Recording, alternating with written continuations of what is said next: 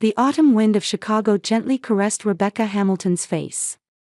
She worked as a nurse at a large general hospital in the city. With over 10 years of experience, her hands were accustomed to easing patients' pain. At 7 in the evening, her steps were tired as she left the hospital after a long shift, but her heart felt light. Today, she had plans to visit her sister Amanda with her husband David. When she opened the door to her home, the delicious aroma of dinner wafted from the kitchen.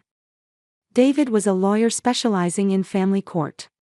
His work was never easy.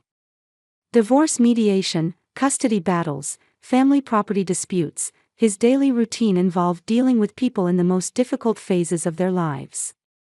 However, no matter how hard his day had been, he always greeted Rebecca with a smile when she came home. "Welcome home, honey," David embraced his wife while still wearing his apron. "How was your day?" "Busy, but seeing patients get better and go home makes it all worthwhile." Rebecca buried her face in her husband's warm chest. "What time were we supposed to meet Amanda again?" "We're supposed to go to her apartment around 8. Mark should be there too."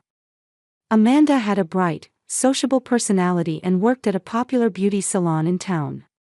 Trusted by her customers and always maintaining a cheerful demeanor, she was like sunshine within the family.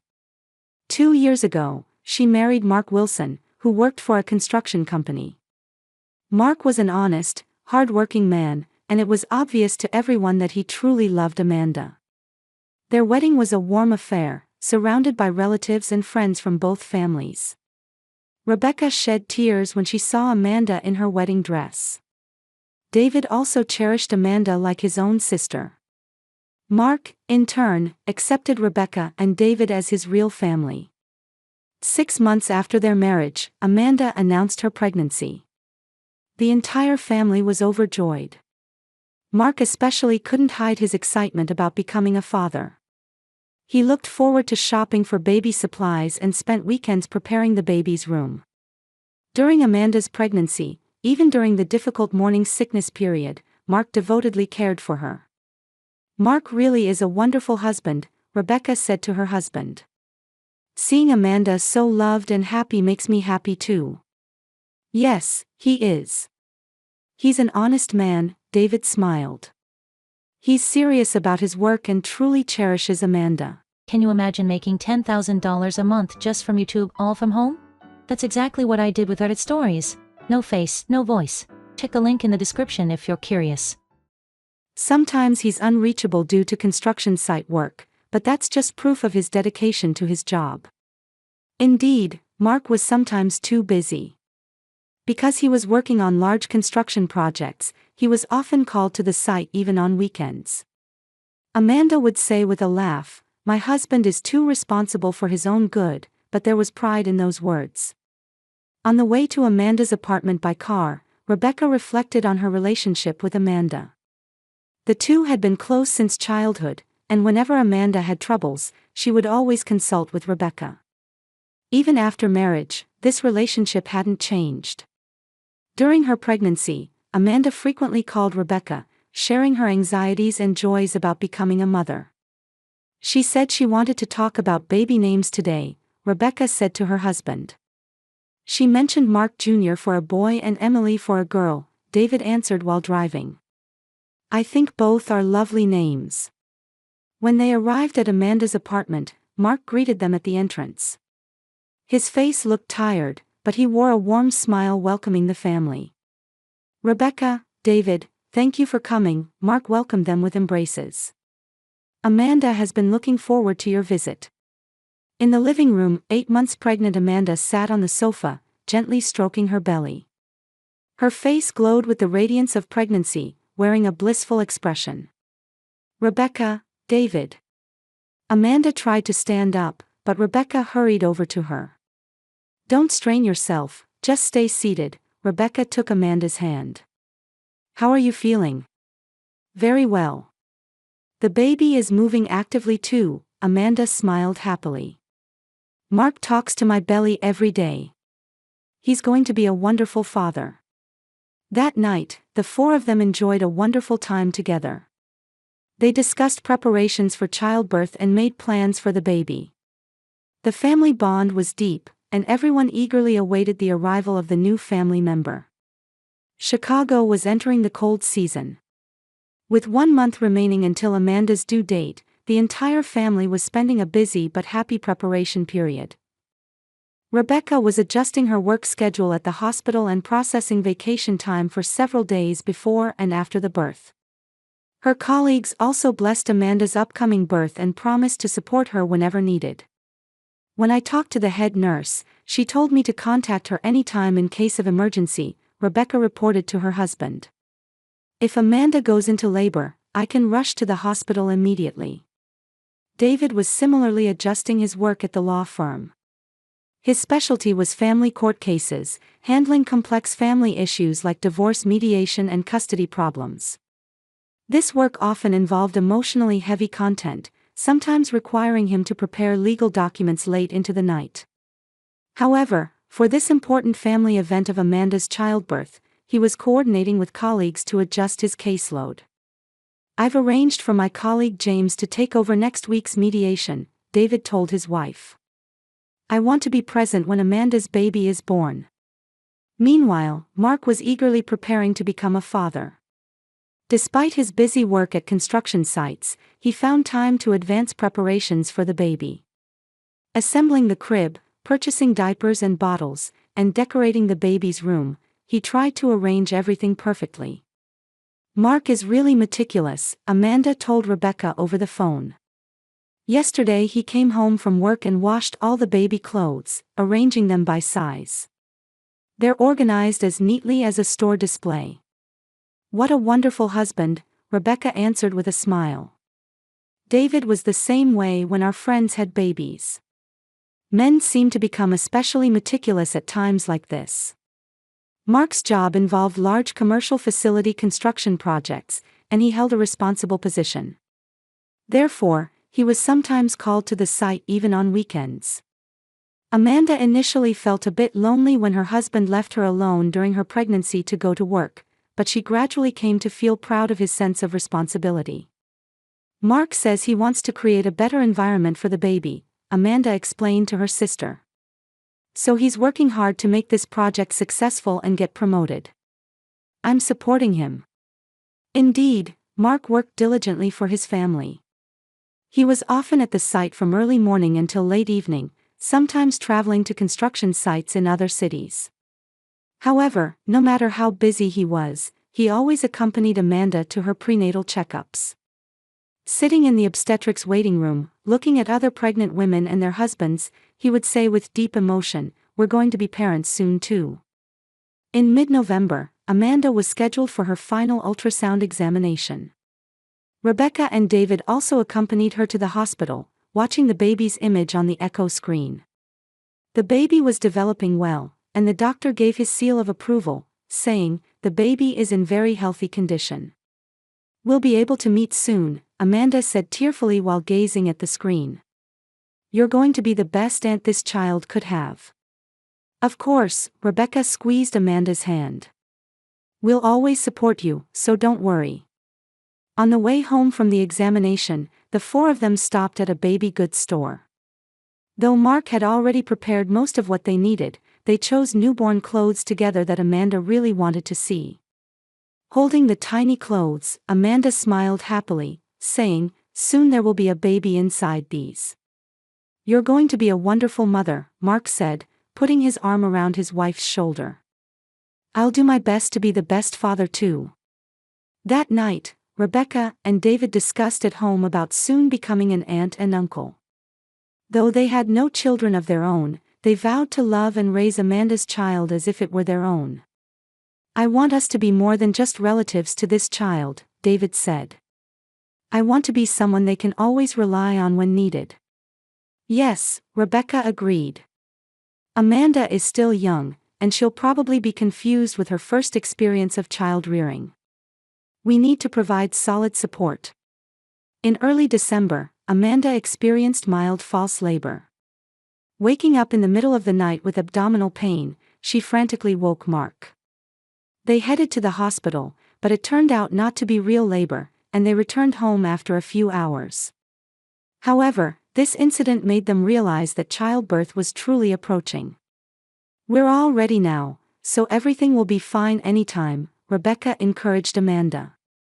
"We'll rush to the hospital too, so don't worry." Mark kept a hospital bag ready in the car, prepared to head to the hospital at any moment. His company colleagues also promised to cover the construction site for him in case of emergency. "Everyone is cooperating, and I'm truly grateful," Mark told Amanda. "I can focus only on you and the baby, so we can approach the birth with peace of mind." Then, on the early morning of December 10th, the moment finally arrived. Amanda felt real labor pains, and Mark frantically called the hospital. Receiving instructions to come to the hospital immediately, the two hurried to the hospital. At the same time, Rebecca and David were also contacted and rushed to the hospital. In the hospital delivery room, Amanda was bravely facing childbirth. Mark held his wife's hand, continuously offering words of encouragement.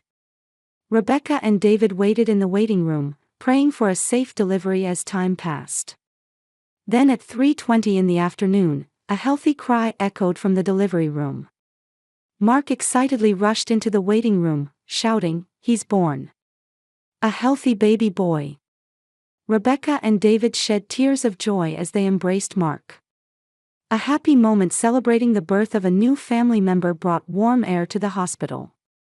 The next afternoon, Rebecca and David visited the maternity ward of Chicago General Hospital, carrying flowers and presents for the baby.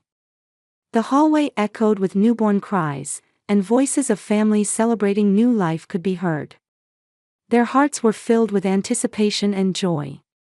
They had been too excited to sleep much the night before, but today was the day they would actually meet the baby. Room number 305, Rebecca confirmed the hospital directory while speaking to her husband. "Amanda might be tired, but she's probably looking forward to our visit." "Yes." From Mark's message, "Both mother and baby are doing well, so that's reassuring," David answered with a smile. "I can't wait to meet the baby." When they knocked on the hospital room door, Mark's cheerful voice could be heard. "Please, come in." Entering the room, Amanda was lying in bed with a tired expression, but her face glowed with the joy of becoming a mother. In her arms, a small baby wrapped in white blankets was sleeping quietly. Mark sat in a chair, watching over his wife and baby. His face was filled with the pride of becoming a father. "Amanda, you did wonderfully," Rebecca approached the bedside and gently kissed her cheek. "You really worked hard. The baby is so cute." "Thank you," Amanda showed a weak but happy smile. "This is Michael." We had planned on Mark Jr., but once he was born, Michael seemed like the perfect name.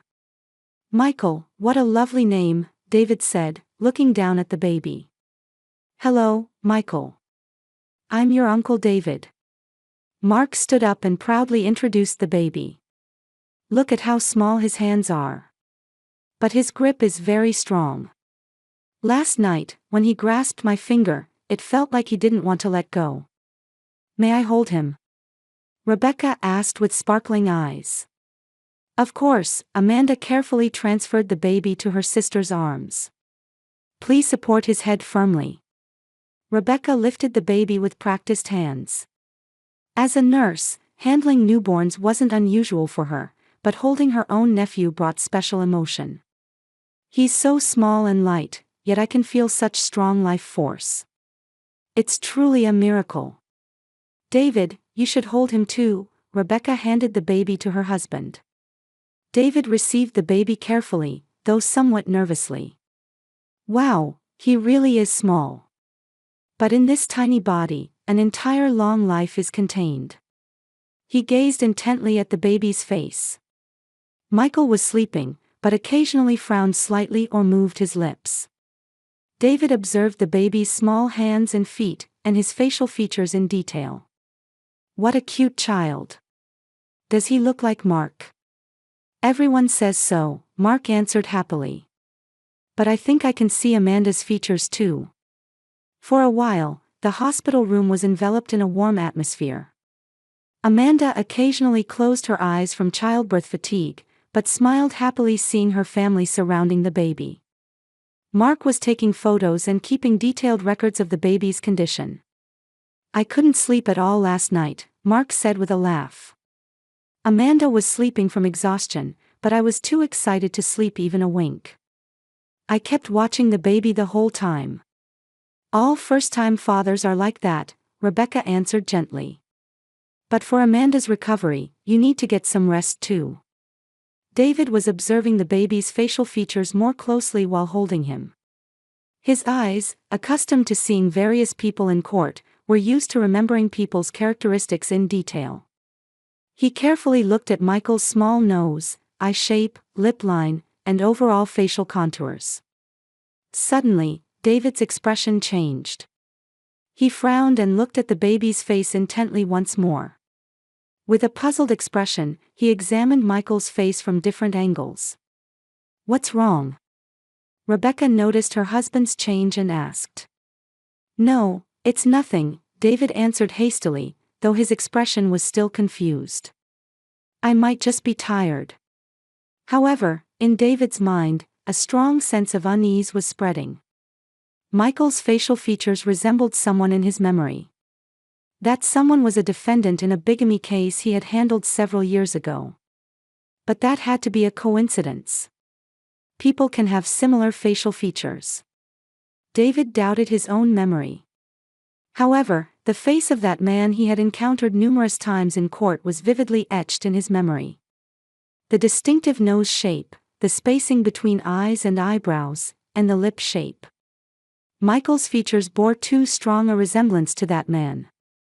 "David, are you okay?" Amanda asked with concern. "You look pale." "Yes, I'm fine," David answered with a forced smile. "I'm just moved by how cute the baby is." However, doubts were growing in his mind. Perhaps Mark wasn't who he thought he was. But that was probably overthinking. Mark was an honest, loving husband who truly loved Amanda. There was no way such a person could be a bigamist. David tried to return the baby to Mark. "What a beautiful baby. Mark, you'll have a happy family." At that moment, David saw Mark's hand. As he received the baby, David could see the wedding ring on his left ring finger. However, David remembered that the defendant in that bigamy case also wore a similar wedding ring. Furthermore, Mark had a small scar on his wrist. This was a distinctive scar that the defendant in that case also had. David's heart began beating violently. This was too much of a coincidence to explain away. However, he still couldn't be certain. Perhaps his memory was becoming vague. "Rebecca," David spoke to his wife in a low voice. "I need to talk to you outside for a moment." "Huh? Now?" Rebecca was confused. "Is there some urgent matter?" "It's just a work issue," David answered with a forced smile. "Just for 5 minutes." Amanda and Mark were a bit surprised, but understood it was David's work matter. "Thank you for coming despite your busy schedule," Mark expressed his gratitude.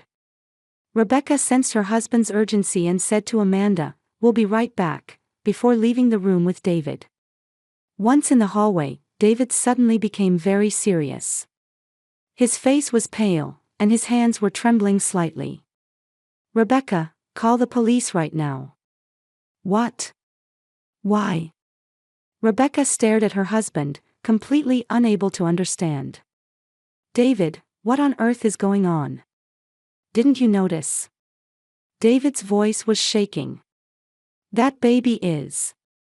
He couldn't continue his words. David's face was pale, and sweat was beading on his forehead. His condition was abnormal, and Rebecca couldn't understand what was happening at all. "David, please explain," Rebecca desperately pleaded with her husband.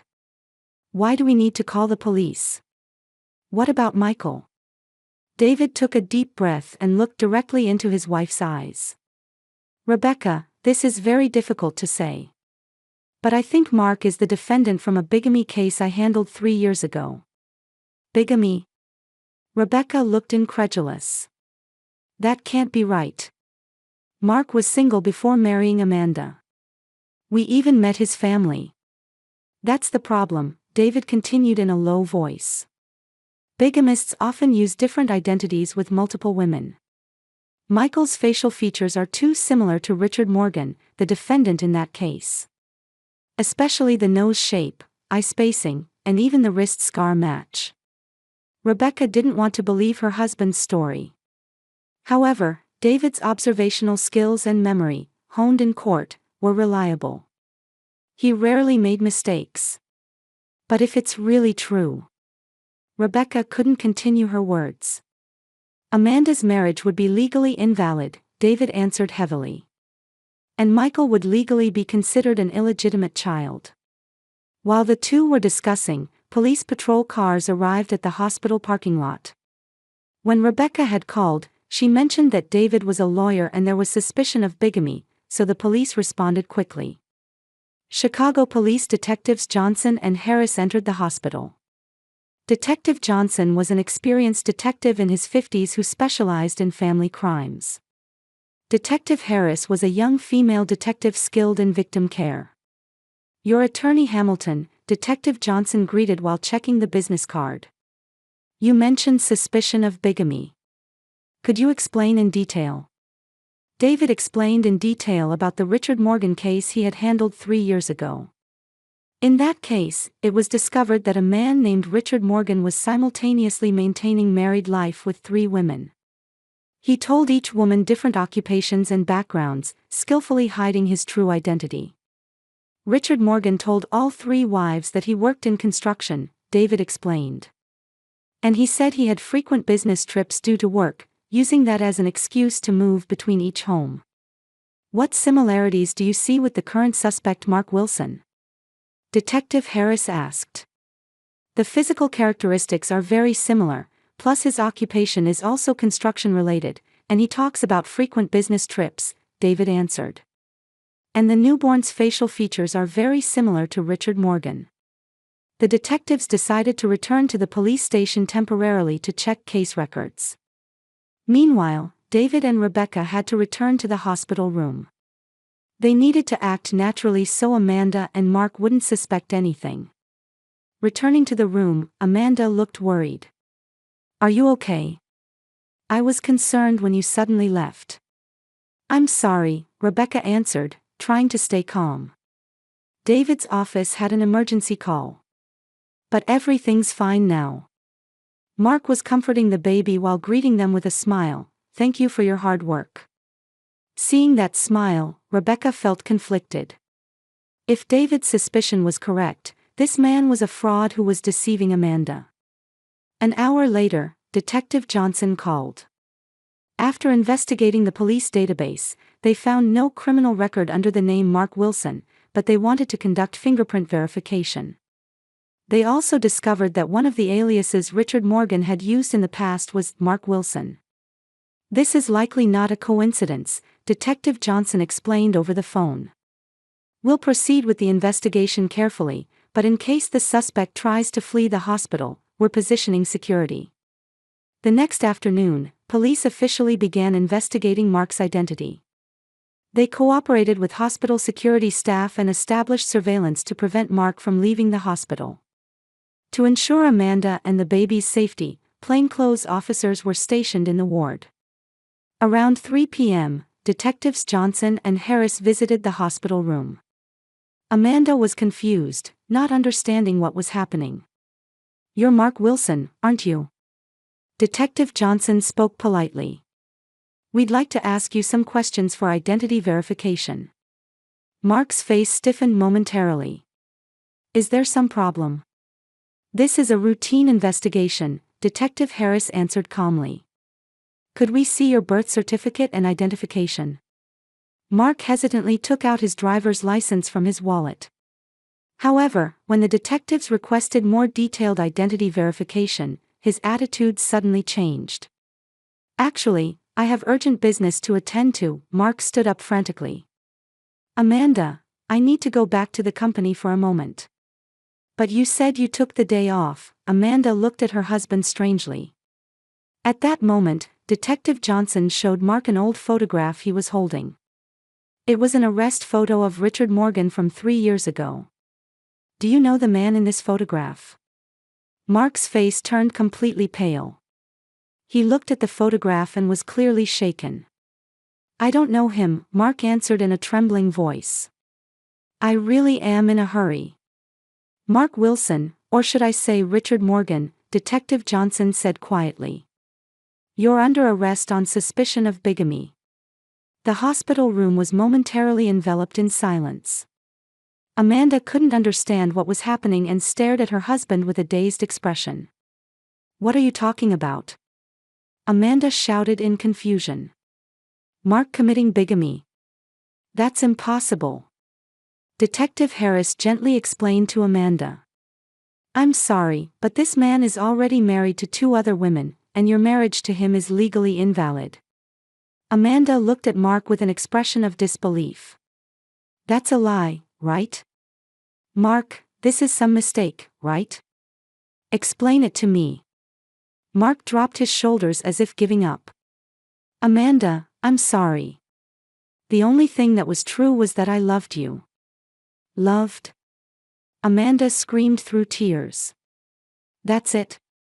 You have multiple wives, and you loved me. Police confiscated evidence and took Mark away. Left in the hospital room were Amanda, who collapsed in tears, and the confused Rebecca and David. Rebecca, Amanda called out in a trembling voice. Was my marriage fake? What's going to happen to Michael? Rebecca embraced Amanda. It's okay, we're here. Michael is your precious child. That will never change. However, reality was harsh. Amanda's marriage was legally invalid, and Michael would legally be considered an illegitimate child. Furthermore, the existence of Mark's other wives was revealed, creating a mountain of complex legal problems. That night, David spoke to his wife. We have to support Amanda and Michael. Legal procedures, emotional support, we have to do everything. Of course, Rebecca answered. Family isn't just about blood relations. Supporting each other in times of trouble is what real family means. In the hospital's newborn nursery, Michael slept quietly. 1 year later, Chicago's streets were wrapped in golden autumn foliage. In Rebecca and David's living room, 1-year-old Michael was toddling, trying to walk toward his uncle's knees. Watching this adorable sight, Amanda wore a peaceful smile. Michael, you're doing great, Amanda encouraged her son. Can you walk all the way to Uncle David? This past year had been the most difficult period of Amanda's life. After Mark's arrest, he was convicted of bigamy and sentenced to 3 years in prison. Additionally, he became liable for compensation to the other victim women. Amanda's marriage was declared legally invalid, and she suffered great wounds both legally and emotionally. During the first few months, Amanda was in deep despair. Her distrust of men was strong, and she was tormented by humiliation over being so thoroughly deceived. However, Michael's existence supported her. And above all, Rebecca and David's unconditional love and support became the force that helped her recover. At first I thought I didn't know what would become of me, but now I can feel hope for a new life, Amanda said while holding Michael. Having this child makes every day meaningful. David provided full support to Amanda in legal matters. Child custody, child support claims, and compensation claims for damages from the fraudulent marriage, he solved complex legal problems one by one. Through his expertise and connections, Amanda was able to build a financially stable situation. You're truly a strong woman, David said to Amanda. Seeing how much you've grown this past year, I respect you from the bottom of my heart. Rebecca also used her experience as a nurse to support Michael's health management and childcare. When Michael cried in the middle of the night, when Amanda was tired, she always rushed over to help. The days of 3 people cooperating to raise a child created new bonds that transcended conventional concepts of family. I really learned this year that family isn't just about blood relations or legal relationships, Amanda said thoughtfully. You and David are Michael's and my real family. Amanda had started working at a new beauty salon 6 months ago. Her colleagues understood her situation and flexibly accommodated things like work schedule adjustments. When Michael got sick or there were sudden matters to attend to, Rebecca and David supported her, so she could work with peace of mind. "The people at my new workplace adore Michael too," Amanda reported happily. "Everyone says, 'What a lovely son.' Having so many people who love him is truly happiness for Michael." Michael was growing into a healthy, active child. He had become good at walking and was starting to speak simple words. He especially used the words mama, uncle, and auntie frequently, delighting all three adults. "This child has no memory of his father, but he has many family members who love him," Rebecca said while gently stroking Michael's head. "I'm sure a child raised in an environment full of love will become a wonderful adult." David had recently been putting effort into supporting victims of fraudulent marriage and bigamy cases, using his expertise in family law. Amanda's experience had become valuable knowledge for helping other victims. "Difficult experiences, when overcome, can become the power to help others," David said while looking at his wife and Amanda. "What our family has experienced might become hope for people in similar circumstances." When dinner time came, the three adults and Michael gathered around the dining table. Michael sat in his high chair, skillfully using a spoon to eat. Watching this heartwarming scene, Amanda felt truly happy. "A year ago, I didn't know how to protect this child's future," Amanda said tearfully. "But now I'm confident that this child is growing up surrounded by love. Mutual support and continuing to love unconditionally is far more important than blood relations or legal relationships." That night, after Michael fell asleep, the three adults sat in the living room drinking coffee and talking. The new form of family they had built through overcoming difficulties was bound together by deep bonds that transcended conventional concepts. "A real family is a relationship where people support each other in times of trouble and continue to love unconditionally," Rebecca said quietly. "We've proven that." Outside the window, Chicago's night scene sparkled quietly. In the house where little Michael's sleeping breath could be heard, three adults held hope for a new tomorrow in their hearts. Their story, having learned the meaning of true family, was about to welcome a new chapter.